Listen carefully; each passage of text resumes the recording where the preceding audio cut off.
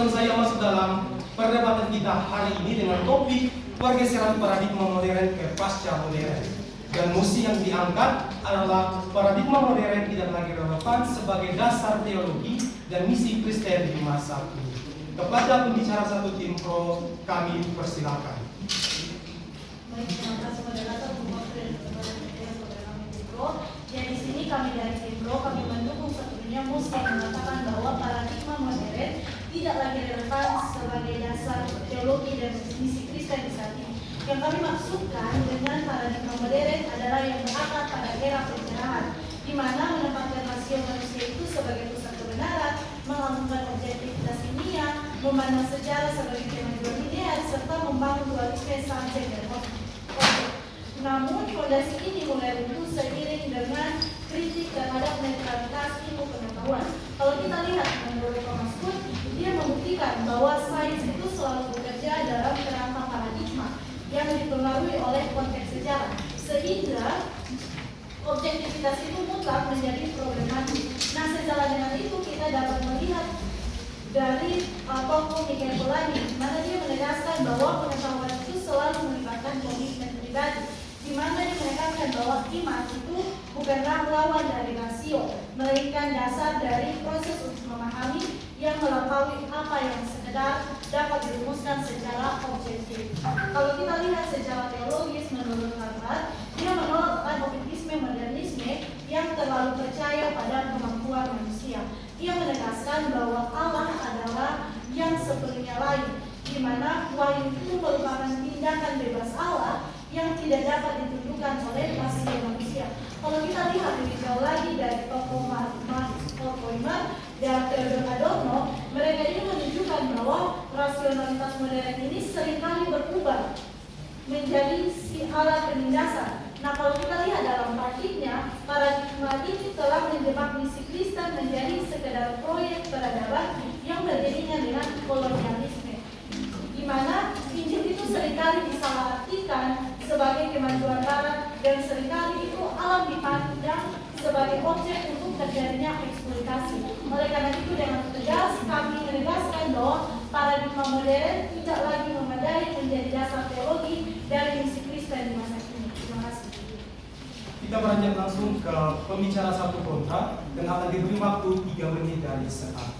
Oke, baik, terima kasih atas kesempatan yang diberikan kami kelompok kontra. Kami dari kelompok kontra menolak mosi ini karena dari tim pro terlalu menyederhanakan paradigma modern ini seolah-olah identik dengan kolonialisme dan juga penindasan. Padahal modernitas ini juga memberikan banyak hal positif. Dan juga dari modernitas ini kita melihat bahwa kita bisa memiliki cara berpikir yang rasional, kritis, dan juga sistematis. Dalam teologi, modernitas membantu lahirnya teologi sistematis, metode kritik historis terhadap kitab, dan kesadaran tentang hak asasi manusia itu sendiri.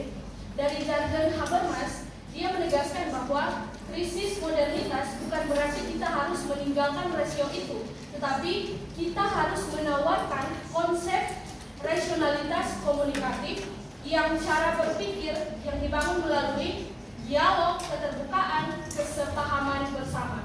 Yang artinya modernitas ini tidak harus dibuang, tetapi diperbaiki agar lebih baik dan partisipatif dan tidak menindas.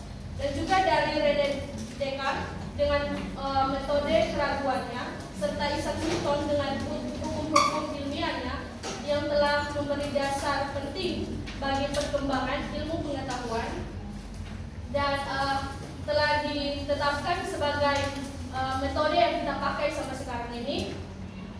Oleh karena itu, kami dari tim kontra menegaskan bahwa modernitas ini masih relevan. Yang perlu dilakukan itu bukan menolaknya, tetapi mengkritisi dan mengembangkannya agar lebih adil dan juga manusiawi. Sekian, terima kasih. Kita beranjak kembali kepada pembicara kedua tim pro dan akan diberi waktu 2 menit dari sekarang. Di sini kami ingin menanggapi kemungkinan besar argumen dari tim kontra yang mana menegaskan bahwa modernitas masih penting karena rasionalitas tetap dibutuhkan. Di sini kami tidak menolak rasio, namun yang kami tolak adalah rasionalisme teologis yang menjadikan tasir sebagai satu-satunya sumber kebenaran. Sebab paradigma modern melahirkan pemikiran kemajuan atau seperti yang progres tinggi, bahwa dunia akan otomatis menjadi lebih baik melalui ilmu, pengetahuan, dan teknologi. Seolah-olah kemajuan manusia sama dengan terwujudnya kerajaan Allah itu sendiri. Tetapi ini telah terpatahkan oleh realita Perang Dunia II, kolonialisme, serta krisis ekologi yang membuktikan bahwa kemajuan manusia tidak identik dengan kerajaan Allah. Maka dalam konteks misi, model satu arah dari Barat tidak lagi relevan karena iman Kristen tidak bertumpu pada kemampuan manusia dalam mengontrol sejarah, melainkan pada pengharapan akan karya Allah yang bekerja di dalam sejarah.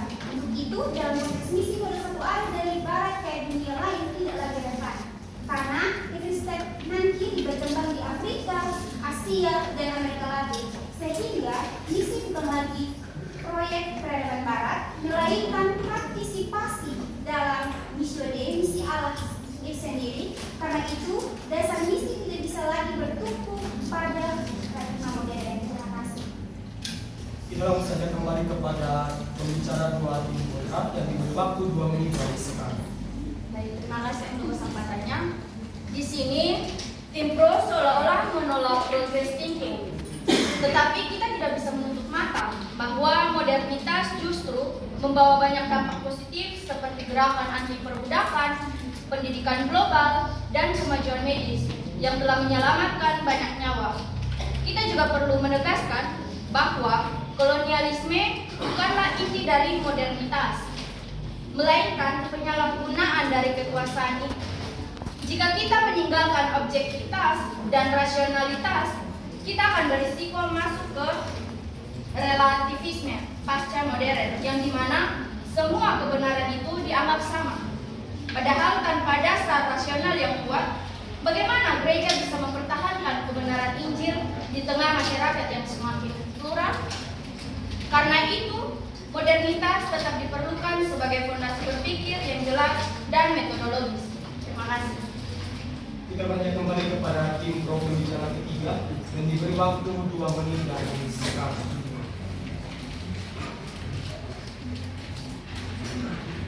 Baik, terima kasih untuk kesempatannya untuk ngobrol. Kami akan menanggapi seluruh argumen dari tim kontra.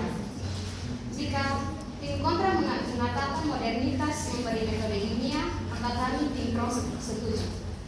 Metode ilmiah itu penting, namun metode ilmiah tidak sama dengan paradigma modern yang menjadikan rasio sebagai pusat dari segalanya. Ketika manusia merasa menjadi pusat, alam hanya dilihat sebagai objek. Akibatnya, muncul krisis ekologis dan teknologi yang dulu dianggap membebaskan justru sering memperbudak manusia. Selain itu, gereja Barat kehilangan otoritas moral karena sejarah kolonial dan kedekatannya dengan kekuasaan. Banyak negara pasca kolonial juga menolak model misi lama. Ini menunjukkan bahwa paradigma tersebut sudah tidak lagi relevan.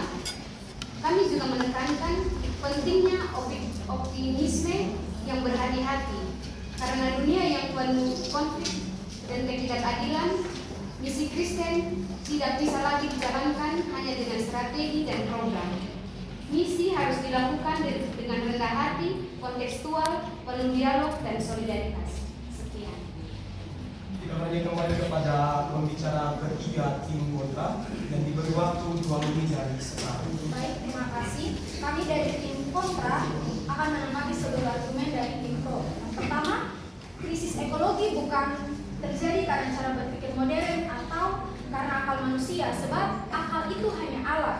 Jadi, yang menjadi masalah di sini adalah manusianya yang serakah dan yang salah menggunakan akalnya. Jadi bukan moralitasnya yang salah, jadi bukan rasionalitasnya yang salah, tetapi moralitas manusia itu sendiri yang salah.